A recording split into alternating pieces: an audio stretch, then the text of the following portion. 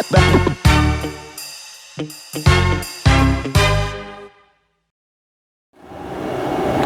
Bapak Ibu Saudara, puji Tuhan kita dapat bertemu kembali saat ini. Saat ini saya rindu share sesuatu yang saya beri tema Suara Hikmat. Mari kita buka firman Tuhan di Amsal 8 ayat 1 sampai dengan 3. Demikianlah firman Tuhan. Bukankah hikmat berseru-seru dan kepandaian memperdengarkan suaranya? Di atas tempat-tempat yang tinggi, di tepi jalan, di persimpangan jalan-jalan, di sanalah ia berdiri. Di samping pintu-pintu gerbang, di depan kota pada jalan masuk, ia berseru dengan nyaring. Firman Tuhan sedang berkata bahwa hikmat itu ada dimanapun.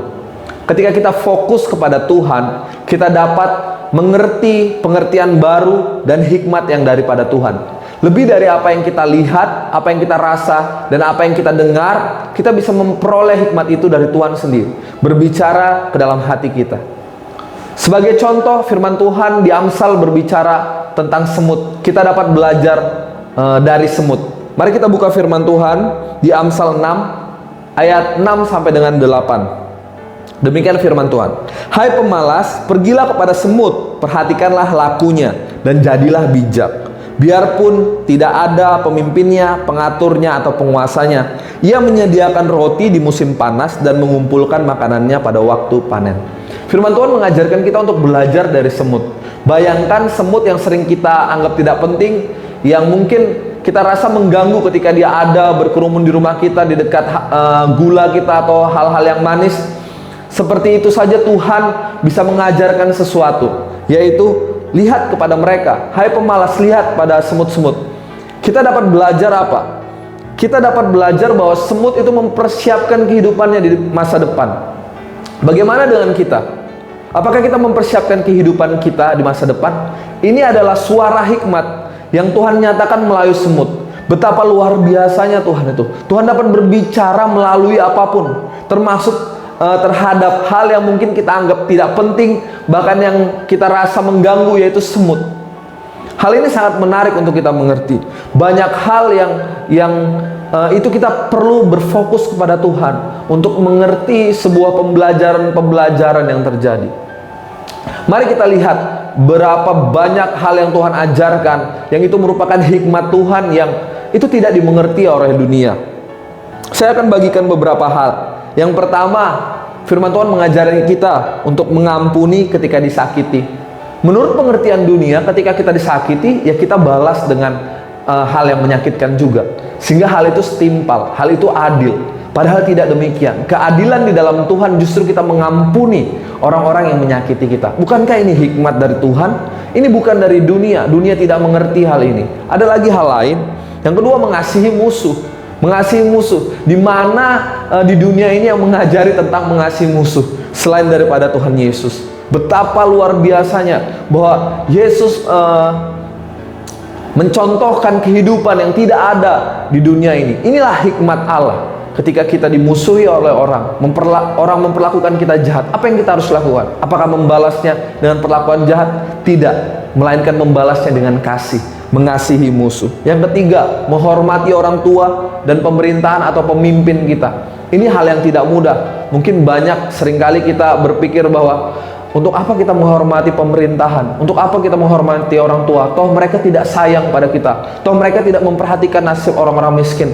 Tapi tahukah hikmat Tuhan berkata, pengertian Tuhan berkata bahwa kita harus menghormati orang tua. Karena di situ ada janji.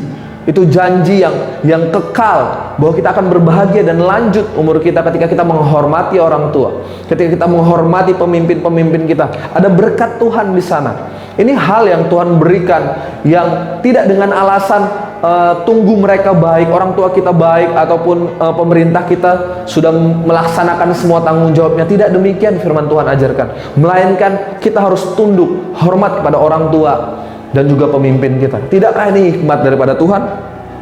Hal yang lain yang selanjutnya saya bagikan, hidup dalam kekudusan. Di tengah dunia yang menganggap kekudusan itu tidak penting, banyak orang hidup dengan sembarangan, tapi firman Tuhan mengajarkan kita hidup di dalam kekudusan. Apa sih hidup di dalam kekudusan? Terpisah dari dunia ini.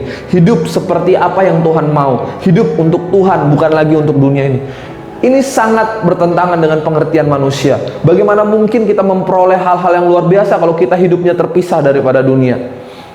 Mungkin kita berpikir demikian karena kita berpikir seharusnya kita serupa dengan dunia sehingga kita bisa memperoleh hal-hal kekayaan, popularitas dan lain sebagainya. Karena bukankah itu yang dipertontonkan oleh dunia? Tapi tidak demikian. Firman Tuhan mengajarkan kita untuk hidup di dalam kekudusan, berbeda dari dunia. Ini hikmat Tuhan. Yang selanjutnya, penderitaan yang menyatakan kemuliaan. Ini hikmat Tuhan yang luar biasa. Bahwa Tuhan mau di dalam kehidupan kita mengerti sebuah prinsip yang dunia tidak pernah mengerti, yaitu penderitaan itu menyatakan kemuliaan. Bukankah itu yang Yesus alami ketika dia menjalani perjalanan salibnya, bahkan sampai mati di kayu salib, dan dia bangkit dan menyatakan kemuliaan Bapa yang luar biasa. Di 1 Korintus 1 ayat 30 sampai dengan 31 berkata, tetapi oleh Dia kamu berada dalam Kristus Yesus yang oleh Allah telah menjadi hikmat bagi kita. Ia membenarkan dan menguduskan dan menebus kita. Karena itu seperti ada tertulis, barang siapa yang bermegah, hendaklah ia bermegah di dalam Tuhan.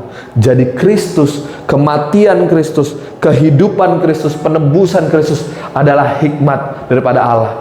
Hikmat yang tidak dimengerti oleh dunia ini. Kalau iblis tahu bahwa kematian Yesus dan akan menyatakan kebangkitan dan kemuliaan Allah sehingga kita mengalami penebusan dan dapat memiliki hubungan yang luar biasa dengan Dia kembali seperti yang Dia inginkan, mungkin iblis tidak akan melakukan hal itu, tidak akan menyalibkan Yesus di kayu salib.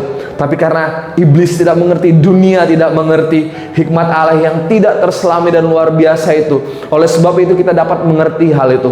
Mari kita dengarkan suara hikmat di mana Tuhan berbicara. Kita fokus ketika kita menjalani kehidupan ini, kita fokus untuk mendengar apa yang Tuhan mau ketika hal-hal itu Dia izinkan terjadi. Tuhan Yesus memberkati.